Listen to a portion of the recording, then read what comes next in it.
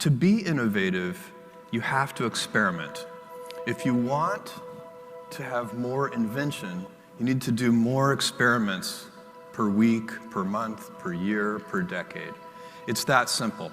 You cannot invent without experimenting. And here's the other thing about experiments, lots of them fail. If you know it's going to work in advance, it is not an experiment. And what happens in big organizations, Amazon's a big organization now too, the Air Force is a big organization, is that we start to confuse experimentation with operational excellence. So operational excellence is one of our 4 key principles at Amazon. We're building a fulfillment center. We've built over 150 large fulfillment centers around the world now.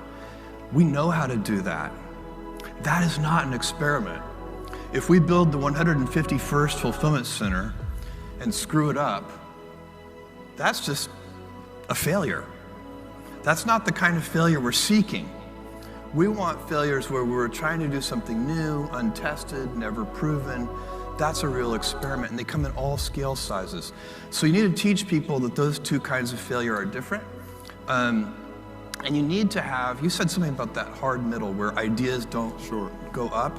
I think this is such an important thing. At Amazon, one of the things we try to do is have multiple paths to yes. And so here's a little thought experiment for you.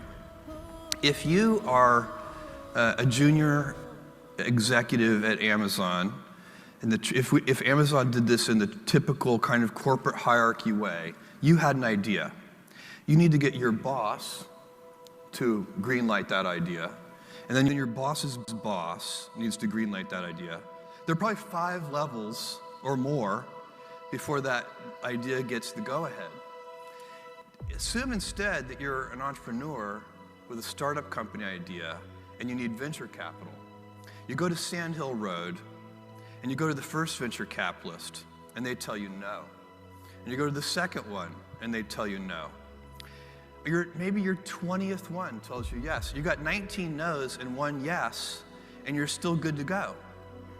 So that venture capital model there's multiple paths to yes. There were 20 people who could give you a yes, and it didn't matter how many gave you a no.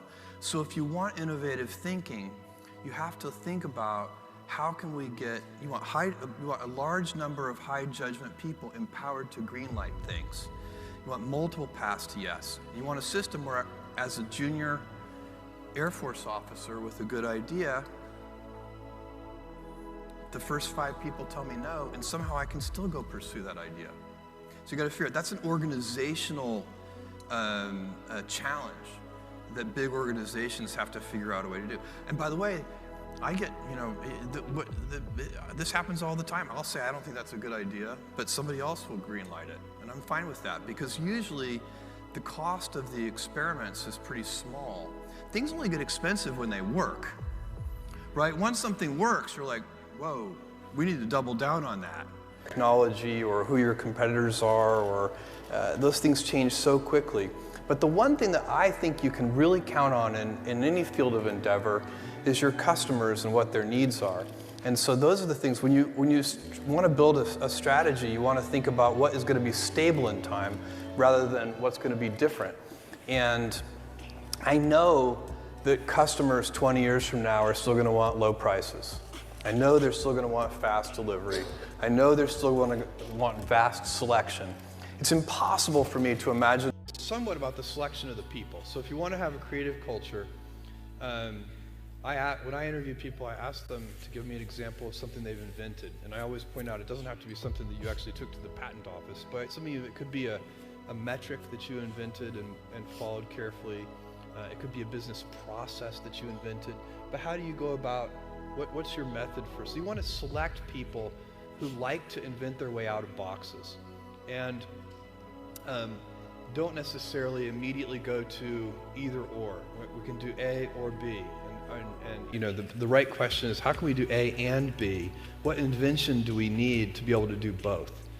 So that's a lot about selection of people. And the great thing about corporate cultures is they're very self-reinforcing. So this could, I mean, somebody who comes to Amazon and doesn't like pioneering, doesn't like exploring, doesn't like going down blind alleys that oftentimes turn out to be dead ends, they'll leave. You know, they're self-selecting.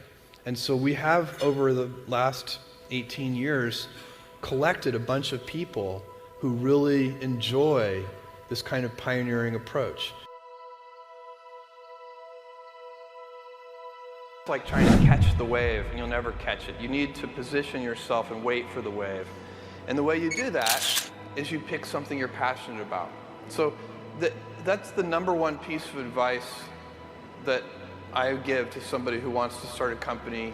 So that's one, pick something you're passionate about. And the second is start with the customer and work backwards.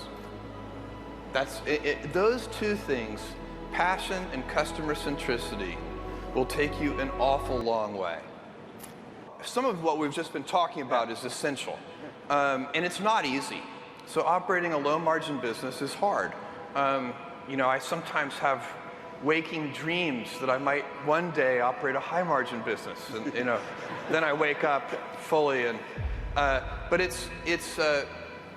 the high margins will also cover a lot of sins, and so if you have high margins, you often are. It's impossible to be efficient with high margins because you don't need to be, and necessity is the mother of invention. And so it takes a certain point of view to figure out how to operate in a low margin business, but you know, it's something we wouldn't know any other way. You know, we've been doing it this way for 18 years, and it's deep in our culture to figure out how to do that. So it's hard, but it's worth it. And I'll tell you, I like it because I think it's more aligning with customers. You get more usage, but and it keeps you honest with having to operate leanly and efficiently. It won't keep me from occasionally having dreams.